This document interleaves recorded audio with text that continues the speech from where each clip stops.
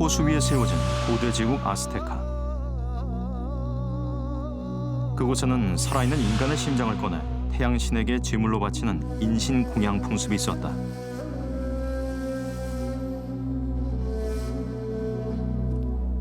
인간의 피와 심장을 신에게 바쳐야만 세상이 멸망하지 않는다고 믿었기 때문이다. 인신공양을 위해 적을 산채로 사로잡아야 했던 아스테카의 전사들.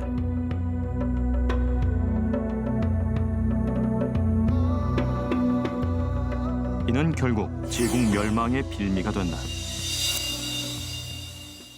아스테카인들은 그러니까 인신공양 그 재물을 위해서 적을 죽이지 않고 이제 사로잡아야 됐던 거예요. 그러니까 스페인과는 기본적으로 전투의 접근 방식이 달랐다고 달랐네요. 봐야 되겠네요. 한쪽은 살상, 한쪽은 그냥 제압. 근데 당시 그 산채로 그 잡아가지고 이게 재단에 올리는 모습을 보면 아우 너무 끔찍해요. 어떻게 하냐면 네. 그 사제가 그 포로를 피라미드 재단 위에 끌고 올라가요. 네. 올라간 다음에 그 산채로 그 포로를 이렇게 묶습니다. 예, 딱 포박을 한 다음에 그다음에 아까 지금 흑요석 얘기했잖아요. 네. 그 흑요석 만든 칼 있죠. 그 칼로 심장을 도려내는 거예요. 어. 산채로. 어. 그러면 심장이 벌떡벌떡 뛰고 있을 거 아니에요. 시신도 뭐 또 체온도 그대로 있을 거 아니에요. 그럼 그 체온이 남아있는 그 몸은 그냥 딱 계단 위에 떨어뜨리는 거예요. 그럼 굴러 내려올 거 아니에요? 그럼 그때부터 이제 축제가 시작되는 거예요. 뭐 사람들이 막 피에 막 바르고 막 이런 식으로 시작되는 그런 모습이라서 이거 너무 영화도 끔찍해요. 있잖아요. 그 아포칼립스. 봤어. 거기 보고 저는 굉장히 충격을 받았었는데 이거 왜 꼭 사람으로 해야 되나요? 다른 뭐 동물로 바칠 수도 있을 것 같은데. 물론 여기가 아까 말 같은 그러한 대형 동물 자체가 그렇게 많지 않았고요. 또 이제 인간을 제물로 바치는 풍습은 사실 전 세계에 다 공통적으로 있긴 있습니다. 다만 이렇게 아주 그 거대한 퍼포먼스화 하지 않았었던 그 차이가 있을 뿐인데 또 어떤 이런 설도 있어요. 신대륙이라서 이제 여기는 그 사실 인구가 막 기하도 증가할 경우 그들이 효과적으로 통제할 수 없으니까 사람을 죽여서 이제 그 자기들이 그 살 수 있는 것만큼 이제 유지한다는 가설도 있습니다. 눈앞에서 저 높은 꼭대기에서 시체가 굴러 떨어지는 거를 보면 스페인 군인들이 아무리 전쟁으로 갈고 닦았어도 무서웠을 것 같긴 해요. 실제로 기록을 보면 스페인 병사들이 이 모습을 보고 경악을 금치 못했어요.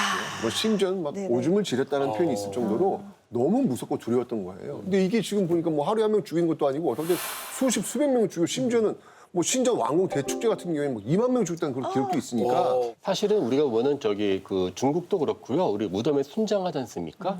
예컨대 그 진시황의 그 선조되는 왕들 같은 경우는 순장을 150명 정도 하는 경우도 볼 수 있어요. 그러니까 우리는 이렇게 보이지 않게 죽이고 무덤에 넣고 사실 이런 풍습들은 다 있는데 다만 이 사람들은 다른 지역과 교류 없이 자기들만의 패턴, 방법으로 네. 개발했으니까 모르는 사람이 봤을 때는 정말로 더 몇 배 잔인하게 보이겠죠. 아까 2만 명이라 그러셨어요? 나중에 그 사체 처리하는 것도 시체 처리하는 것도 그러게요. 어마어마할 텐데. 근데 사람을 또 어디서 구해요? 그러니까 지금 자기 부족 사람들을 희생시키는 게 아니잖아요. 아니죠. 그러니까 네, 그렇죠. 전쟁을 통해서 포로로 잡아오는 거잖아요. 그러니까 이제 전쟁이 끊이지 않을 수밖에 없는 거죠. 이제 계속해서 전쟁을 주변 부족하고 치러야 인신공양을 할 수 있는 포로를 조달할 수 있는 것이기 때문에 아스테카는 계속해서 주변 부족들하고 전쟁을 치를 수밖에 없게 되고 아스테카가 굉장히 강력한 어떤 문명이었기 때문에 전쟁에서 계속 승리를 하기도 했지만 그만큼 이제 적을 양산하게 되는 셈이죠. 이제 이것이 결국 아스테카가 몰락하는 굉장히 중요한 원인이 됩니다. 맞습니다. 뭐 불변의 진리가 있잖아요. 적은 친구, 네, 친구, 동지란 말 있잖아요. 그러면 아스테카한테 당했던 주변의 민족들은 오히려 유럽인들이 좀 좋았을 수도 있을 것 실제로 같아요. 그런 일이 처음에는. 있었어요. 실제로. 진짜? 네, 그러니까 이 코르테스가 이 아스테카를 향하고 가는 중에 그 원주민 부족들이 아스테카 치러 간다고? 그럼 우리가 좀 도와줄게. 우리가 길도 좀 안내해주고 우리가 길 잡아줄게. 아스테카 좀 무찔러줘. 라고 이야기해가지고 동맹을 맺기도 해요.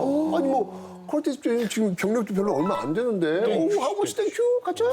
그러니까 이 스페인이 그 적은 병력으로 그 엄청난 문명을 무너뜨리게 된 데는 또 이런 어떤 배경도 있다는 것이죠. 이 아스테카뿐만 아니라 지금 잉카랑 마야도 스페인군에 의해서 이렇게 제압당하는 거죠? 네. 예, 마야 문명 같은 경우에는 이미 쇠락의 길을 접어들고 있었던 참이기는 합니다. 그런데 이제 스페인 사람들이 들어오면서 마야 문명이 굉장히 치명적인 우리의 시선으로 보면 정말로 용서하기가 어려운 만행을 저지르게 되죠.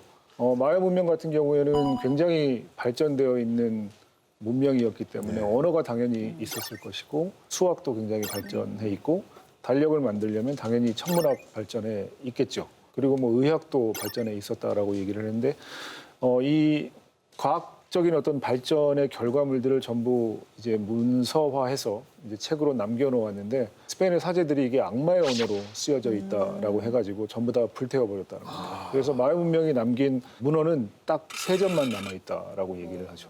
만약에 그게 더 많이 남아있었더라면 세계 문화가 정말 어떻게 바뀌었을지 예측 못했을 것 같아요. 더 빨리 발전했을 수도 있을 것 같고요. 찬란한 문화유산인데 너무 아깝다. 잉카 제국은 제가 다녀온 곳입니다. 여기는 더 비참해요. 여기는 또 제2의 콜럼버스, 또 이 제3의 콜럼버스죠, 이번에는요. 바로 피사로. 피사로. 이 스페인 피사로가 여긴 더 인원 적어요. 180명. 180명 데리고 들어가가지고 그 잉카 왕을 좀 만나자고 면담 요청을 해요. 그 잉카 왕이 여기를 왜 가는지 내가 이해가 안 되는데 아마 호기심 차원에 갔던 것 같아요. 거기 가서 아까 우리 이야기했던 총하고 특히 기병 이걸로 한 공간에 몰아넣고 그냥 왕을 순식간에 사로잡아 버리는 거예요.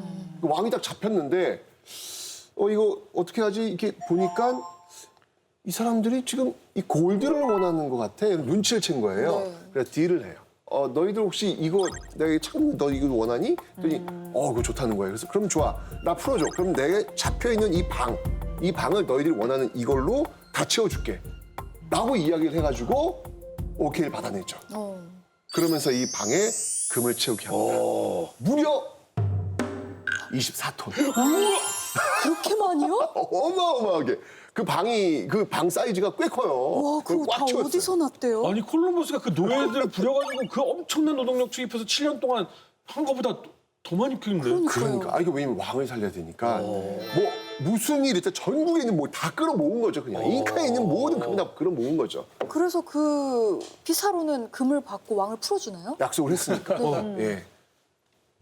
약속을 지키지 않고 죽입니다. 아이, 예. 그러니까 왜냐면 그 그러니까 살아남으면 다시 공격받을 거에 대한 두려움이 있었던 것이죠. 그래도 근데 진짜 나빠요. 양아치, 양아치. 그렇게 굉장히 강교하죠. 예. 진짜 스페인이 용서할 수 없는 짓을 한 게 네. 생각해보면 이 정도 24톤을 그 화려한 황금은 또 이게 황금덩어리가 아니라 사소한 일품들. 액세서리나 야, 그러면 지금 대형 박물관, 루브르 박물관에 몇십 배 능가하는 박물관이 나와야 되는데 그러니까. 스페인에 그런 거 없잖아요. 그렇네요. 그걸 다 녹여가지고 금괴를 만들어 가져갔다니까요. 그 예술품들을 내가 사람 그 죽인 유산들을. 것까지도 물론 분노하지만 고고학자로서 분노 안 할 수가 없다니까요. 세상에. 아니 진짜 이건 말도 안 된다. 아니 이거 바꿔 말하면 우리나라 신라 대금감 녹여가지고 금괴 만든 그렇죠. 거잖아요. 걔네 바보 아니에요? 이거 예술적 가치 이런 건 인지가 없어요? 걔들이 바보가 학자가 아니니까 아니라 거지를 않은 거기 때문에. 아니 그러니까 그 교육을 안 시키나? 학교 다닐 때 역사 이런 거 안 배우나? 거꾸로 얘기하면 바보들. 아직 이 당시 유럽인들은 문명화가 안 된 거야. 분명히 아니네. 간단해 역사도 모르고 문화도 모르고 예술 한마디 그만이네. 아니 이 방을 가득 채워주다 24톤이면 진짜 정말 유물이 엄청났던 거잖아요. 그러니까 정말 외국인 다 되게 있었을 텐데. 옛날에 지금 멕시코 박물관에도요. 별로 잉카께 이렇게 좋은 게 거의 없어요. 이때 다 털려가지고. 왕 죽는다고 살린다고 다 줘버려가지고. 아니 아무리 뭐 이렇게 뭐 숫자도 사실 말도 안 되고 뭐 기술력의 차이, 동맹군의 존재 뭐 이런 거가 있다 하더라도 어떻게 이렇게 한 문명이 이렇게 삽시간에 멸망이 되고 난 진짜 이해가 안 가요. 아무리 맞아요. 지금 얘기를 들어봐도. 한쪽은 네. 600명, 한쪽은 180명. 어떻게 그렇게 적은 인원에 도시가 무너질 수가 있죠? 문명이요? 그러니까 사실은 저도 아무리 그래도 이제 군대를 갖고 이렇게 한 문명을 몰살시킨다고 하는 거는 이거는 좀 불가능해 보이는데 진짜 이 스페인에 혁혁한 공을 세운 지원군이 있었어요. 아까 그 원주민 그 동맹 말고 혁혁한 공을 세운 지원군. 그게 뭐냐면 바로 바이러스예요. 바이러스. 천연두 바이러스라고. 당시 아즈테카 문명 인구가 2,500만 명인데 이 바이러스 그러니까 면역력이 없는 거예요. 면역력이 없으니까 그냥 속수무책 당해버리는 거예요. 2,500만 명 인구가 30년 만에 10분의 1로 줄어들어요. 네, 이건 그 초토화시켜버린 거예요. 그러니까 어떤 그 무력적인 것 이외에 이런 바이러스라고 하는 엄청난 이 힘이 있었기에 이 하나의 문명이 그냥 쓰러지게 되는 어떤 결과가 가져온 거죠. 근데 이제 이런 이야기를 할 때는 이제 굉장히 좀 조심해야 될 대목이 있습니다.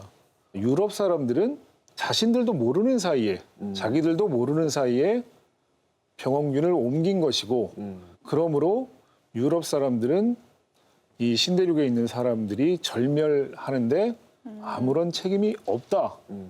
이런 식으로 논리를 만들어 나가는 경우가 가끔 있습니다. 근데 이제 굉장히 위험한 이야기입니다. 한 가지 예를 들어보자면 14세기 중반에 흑사병이라는 것이 서유럽 곳곳으로 퍼져나가면서 적게는 유럽 사람들 3분의 1, 많게는 2분의 1까지 죽었다고 이야기를 하잖아요. 우리가 다 알고 있는 사실인데 더 흥미로운 것은 이 사람들이 한 2세기가 걸리긴 하지만 그 흑사병이 발생하기 이전의 인구를 회복을 했다는 거거든요. 그런데 잉카나 아스테카나 혹은 뭐 이런 지역의 신대륙에 있는 사람들은 예전의 인구를 회복하지를 못해요. 그건 다른 말로 바꾸면 이 사람들이 굉장히 힘든 삶을 살았을 것이라고 이제 짐작할 수 있게 해주는 것이죠. 착취당했기 때문에. 다시 말하면 노동력의 착취라든가 네. 학살이라든가 이런 것들이 분명히 있었고 유럽인들이 거기에 책임을 져야 한다는 것입니다. 그렇죠, 그렇죠.